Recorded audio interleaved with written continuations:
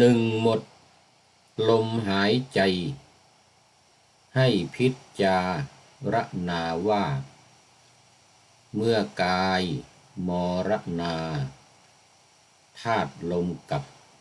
ธาตุไฟมลายออกจากกันเราก็ไม่รู้อะไรในร่างกายเพราะหลังจากเราตายทุกส่วนไม่อาจควบคุมร่างกายก็จะล้มลงไปจมกองเลือดรุมนอนราบอยู่ในหลุมกำหนดคิดเรื่องร่างกายสองน้ำดันดินขึ้น2-3 คืนก็พองใหญ่บวมขึ้นอืดทั้งกายตาถลนลิ้นจุกยาวให้พิจารณา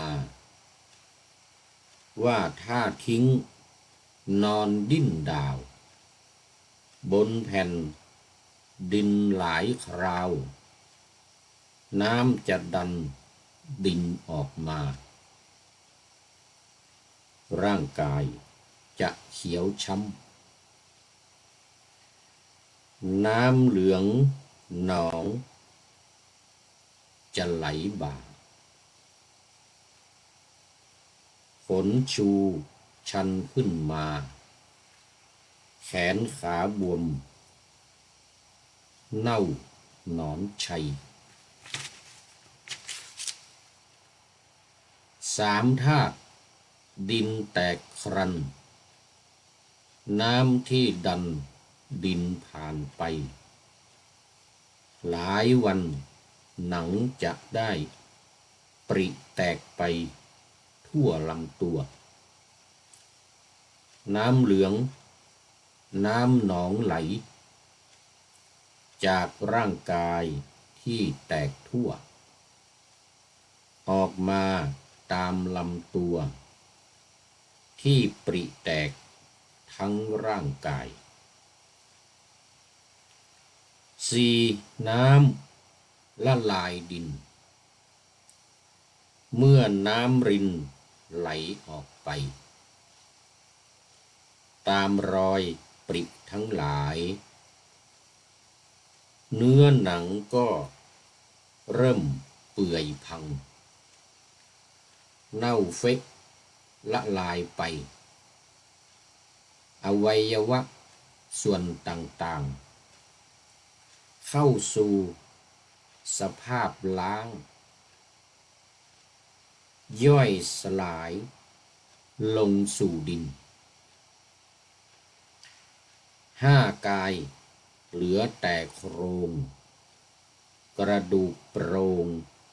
ขาวโพลนสิ้นนอนอยู่บนแผ่นดินควรพิจารณาดูกะโหลกและศีรษะกระดูกซี่โครงกกหูไม่มีเนื้อติดอยู่หลุดแยกออกจากกันไป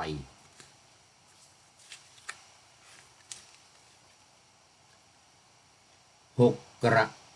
ดูกสลายสู่ดินทรายเทียบเคียงให้จิตเห็น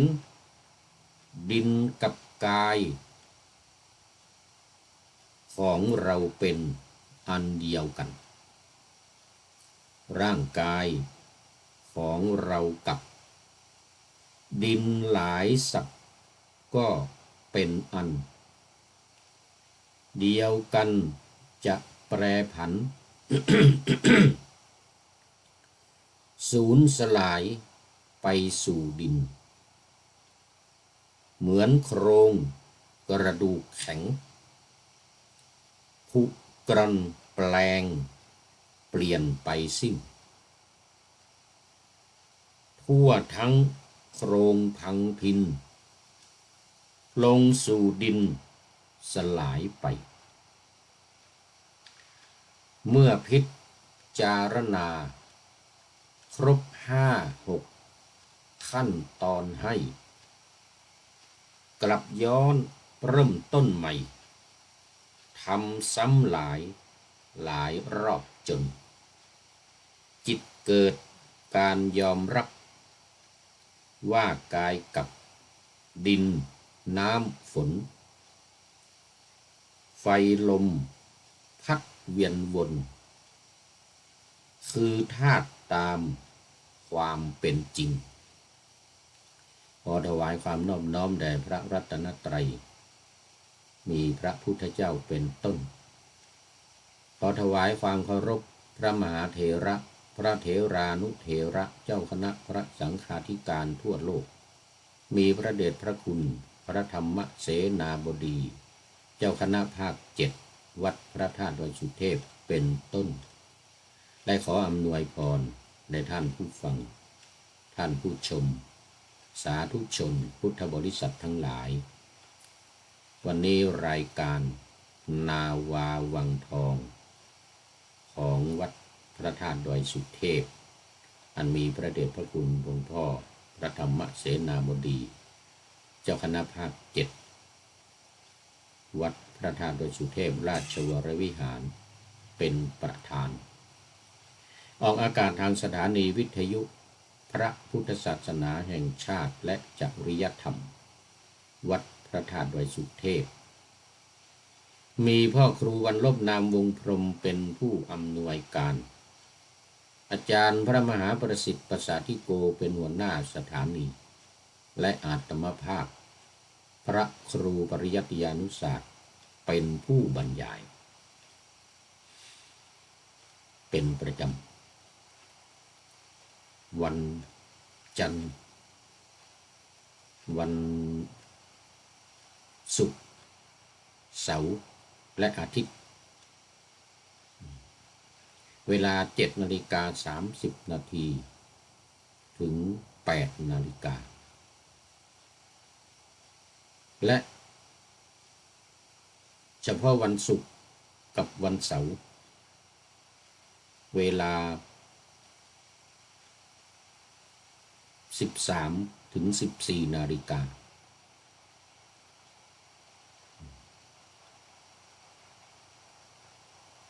3 วันก็จริงแต่ว่า5 เวลา30 นาทีนี่3 เวลาแล้วก็1 ชั่วโมงอีก2 เวลาเป็น5 เวลาแต่อยู่ใน3 วันศุกร์เสาร์และอาทิตย์ และสถานีวิทยุเพื่อการศึกษาพระพุทธศาสนาและวัฒนธรรมวัดฝายหินตำบลสุเทพอำเภอเมืองจังหวัดเชียงใหม่มีท่านพระครูสมุวิสุวัตรวรกิจโจเจ้าอาวาสวัดฝายหินเป็นผู้อำนวยการออกอากาศเวลา17 ถึง 18 นาฬิกา 5 โมงเย็นวันพุธเวลา14 ถึง 15 นาฬิกาบ่าย 2 โมงถึงบ่าย 3 โมงนี่วันศุกร์และวันเสาร์และเวลา15 ถึง 16 นาฬิกาบ่าย 3 โมงถึง 4 โมงเย็นวันอาทิตย์ นี่4 วันแต่4 วัน 4 เวลาละ 1 ชั่วโมงเต็มวันนี้เป็นวันศุกร์ตอนเช้านี่ก็ออกของวัดพระธาตุดอยสุเทพก่อน7:30 นาที เสร็จแล้วของวัดฝายหินนี่จะเป็นบ่าย2 โมงถึงบ่าย3 โมงถ้าวัดดอยสุเทพด้วยบ่ายโมงถึงบ่าย2 โมง1 ชั่วโมงเลยนะบ่ายโมงถึงบ่าย2 โมงโดยสุเทพบ่าย2 โมงถึง3 โมงของวัดฝายหิน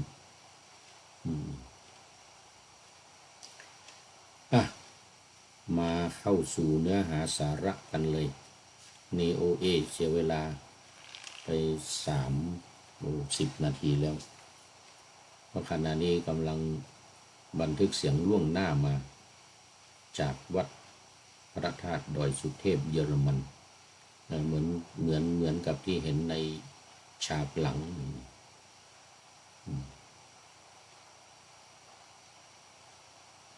เพราะว่าตอนนี้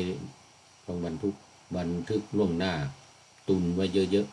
ๆเพราะผู้พูดนี้เกิดราศีตุล เดือนตุลาตุนไว้ต้องให้ถึงวันที่11 เดือนหน้านี่นะตุนไว้ช่วงนี้เร่งทำมีเวลาทำไปจนถึงวันที่3เพราะวันที่4ถึงวันที่10เนี่ยจะเดินทางไปเนเธอร์แลนด์ไปฮอลแลนด์นั่นนะอัมสเตอร์ดัมนู่นยมปุ๊กกับยมโก้นิมนต์ไปชมดินแดน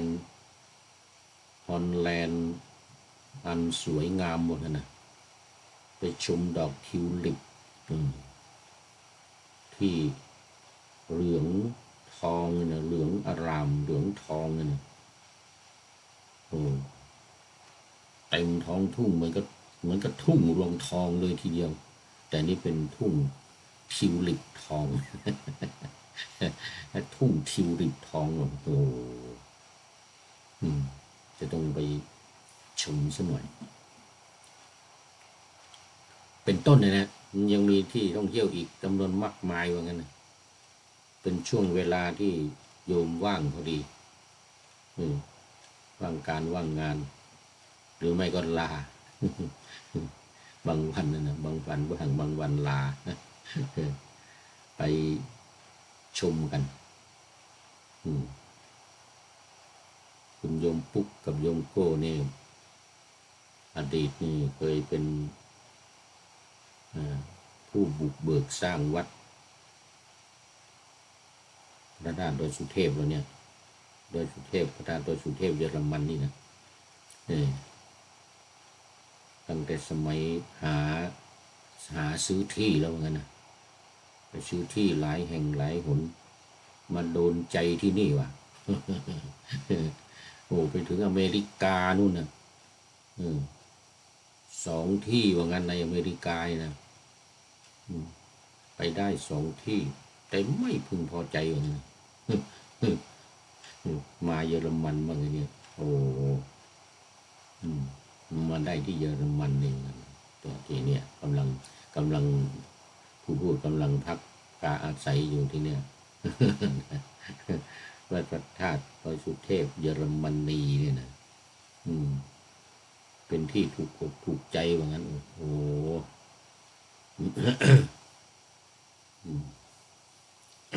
เอาละเนี่ยมาสู่เนื้อหาละ2 ครั้งละว่าจะเข้าสู่เนื้อหา2 ครั้งละ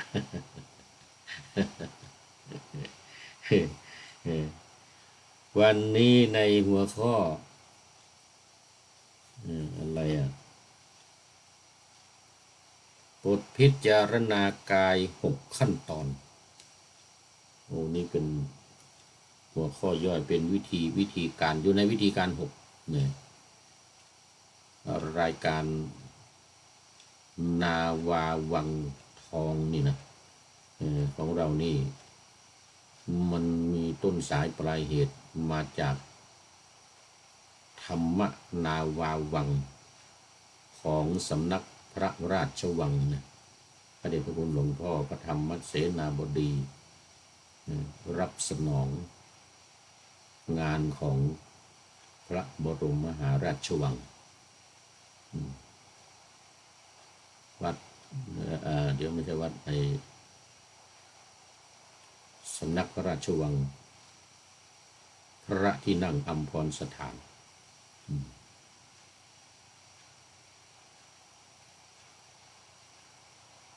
ดุสิตสถานนะเดิมเนี่ยเป็นสืบสายมาจากสำนักศึกษาธรรมดอยธรรมนาวาจังหวัดเชียงราย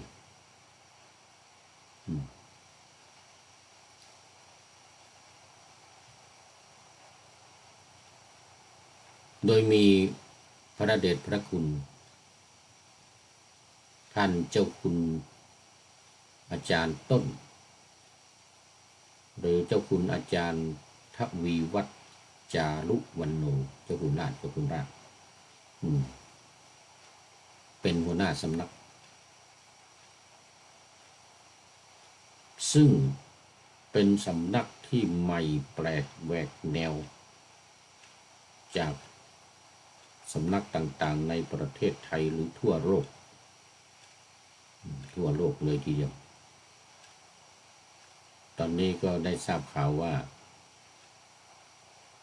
จะมาเยอรมันท่านเจ้าคุณอาจารย์จะมาเยอรมันวันรู้สึกจะเป็นวันที่5 ที่ 6นี่นะเดือนหน้านี่นะแต่นุ่นมาทางนุ่นไม่ได้มาทางเราคือทางไลแลนด์แฟรงก์เฟิร์ตนุ่นวัดของท่านเลขาสทย.ท่านอาจารย์พระมหาวิวัฒน์ประเรียนธรรม9 ประโยคเจ้าอาวาสวัดพระธรรมกายไลแลนด์เมืองแฟรงก์เฟิร์ตนู่น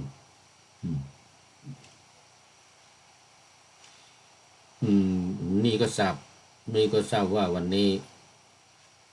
พระเดชพระคุณท่านเจ้าคุณอาจารย์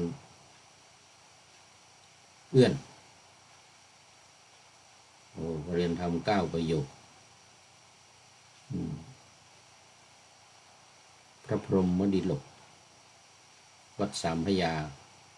กำลังจะกลับวันนี้เหมือนกันกลับจากเยอรมันเสียท่าไม่ได้เจอกัน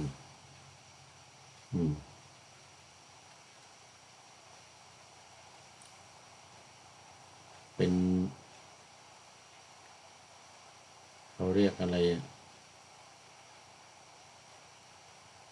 สหายกันสหายธรรมนะสหายธรรมสหธรรมิกสมัยอยู่ที่อินเดียนะนุ่นพระเดชพระคุณทำปริญญาเอกอยู่ที่พาราณสีแต่เรานี่อยู่ที่ปัตตนะมหาวิทยาลัยปัตตนะพระเดชพระคุณอยู่มหาวิทยาลัย BHU วรรณรัตน์ฮินดูยูนิเวอร์ซิตี้ที่เมืองพาราณสีสมัยนั้น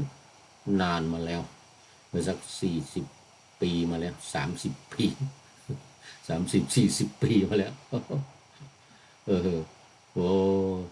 แต่มาเยอรมันคราวนี้ไม่ได้เจอกันไม่มีโอกาสเพราะมันไกลกันมันอยู่ไกลกันพระเดชพระคุณก็ไม่มีธุระปะปังทางนี้ไอ้เราเนี่ยมัน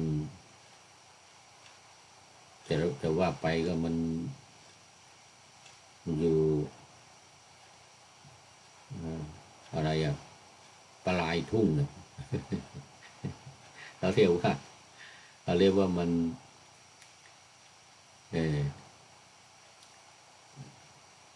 ไกลปืนเที่ยงหรือยังไงเนี่ยนะทำนองเนี่ยนะไม่ได้อยู่ในเมืองหลวงเมืองน้อยๆฮิลชินบาร์กเนี่ยนะฮินชินบาร์กเนี่ยเมืองซีเกนจังหวัดเล็ก แต่ก็ไม่ใช่เล็กเหมือนกันนะแค่ธรรมดาเหมือนกันนะซีเกนนี่ห่างจากแฟรงก์เฟิร์ต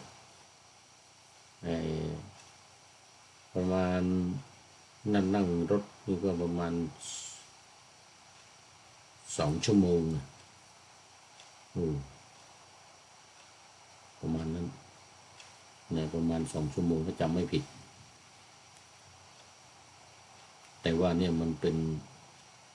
อยู่บนภูเขาอยู่บนภูเขาเหมือนกับเชียงใหม่อย่างเงี้ยเหมือนกับเชียงใหม่กับกรุงเทพอย่างเงี้ยถ้าจะมาที่เราเนี่ยมันต้องขึ้นเขาขึ้นดอยลอยห้วยขึ้นดอยลอยห้วยโอ้ลำบากน่าดูลำบากน่าดู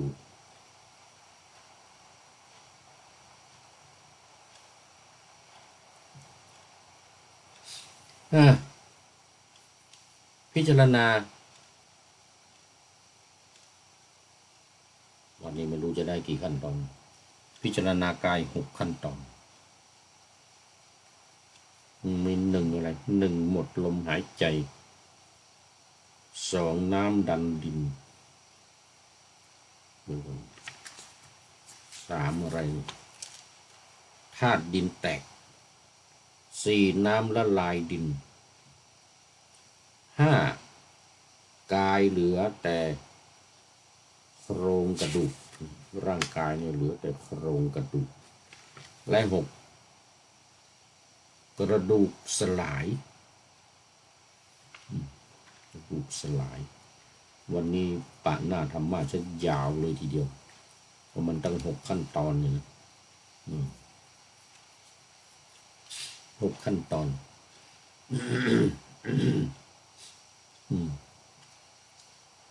เนื่องจากว่าตอนนี้มันมาเป็นโครงการใหญ่ของสำนักพระราชวัง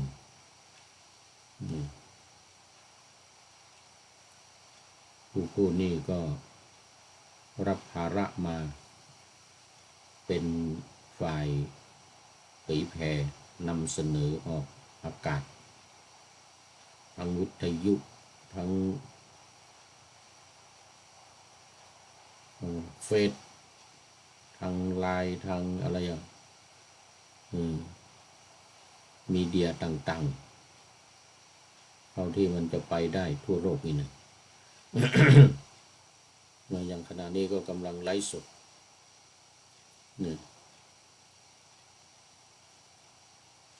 ผ่าน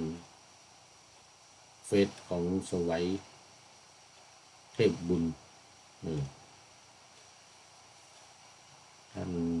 ผู้ฟังท่านผู้ชมอยู่ใกล้ไม้ใกล้มือก็แตะไปบ้างกดไลค์กดแชร์ให้หน่อยให้มันกระจายไปมากๆ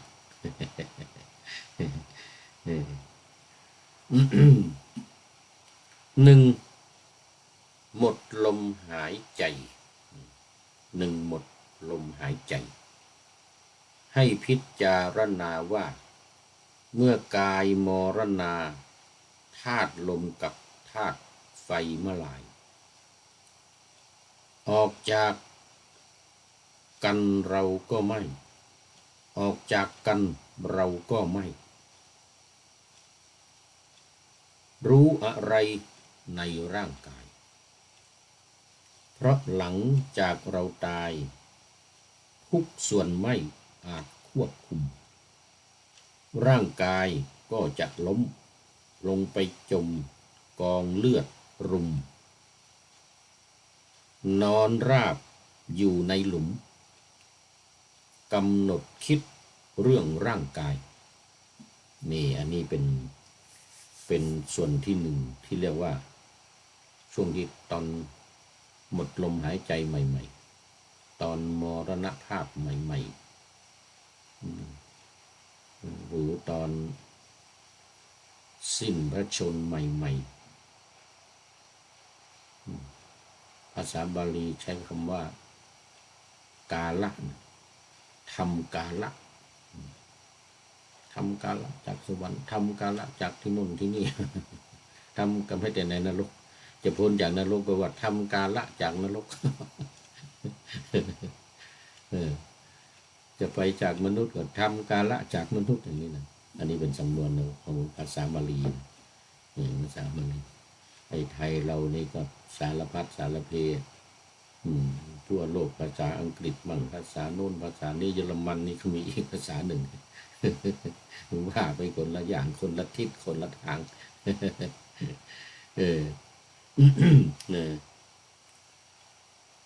หมดลมหายใจอันนี้เป็นขั้นตอนที่หนึ่งดังในหนังสือหลักการชาวพุทธหน้าที่22นี่นะบอกไว้ว่า1หมดลมหายใจให้พิจารณาว่าเมื่อร่างกายหมดลมหายใจแล้วธาตุลมกับธาตุไฟสลายออกจากกันเราก็ขาดการรับรู้ทุกส่วนทางร่างกายไม่สามารถควบคุมร่างกายได้อีกร่างกายก็จะล้มนอนราบไปกับแผ่นดินอันนี้เป็นขั้นแรกจะต้องกำหนดความคิดนะจะต้องกำหนดความคิดตรงยกเอาเรื่องร่างกายนี่ที่นอนราบไปกับแผ่นดินเนี่ยขึ้นมาสู่การพิจารณาเพราะว่ากำลังหมดลมหายใจตายใหม่ๆหมดเวลาไปวันนี้ได้เป็น1ขั้นตอน1ขั้นตอนต้องนำรายการจากท่านผู้ฟังไปก่อนละขอนำนาวาวังทองไปก่อน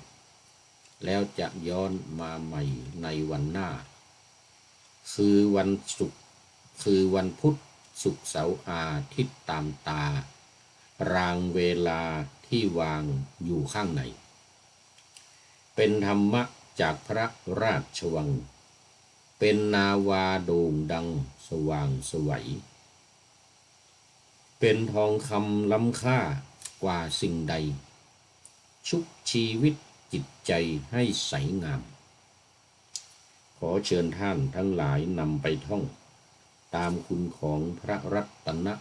3พุทโธเมนาโถธัมโมตามสังโฆเมนาโถยามภาวนาว่าบ่อยๆซ้ำๆจำในจิตจนมันติดในใจไม่หายหน้านอนนั่งยืนเดินจำทุกเวลาตั้งแต่ตื่นขึ้นมาถึงหลับไปขอทุกท่านได้ผลจากปฏิบัติได้กำจัดความทุกข์พบสุขใสพลันปลอดโปร่งโล่งสบาย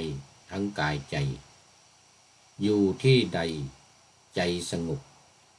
พบนิพพาน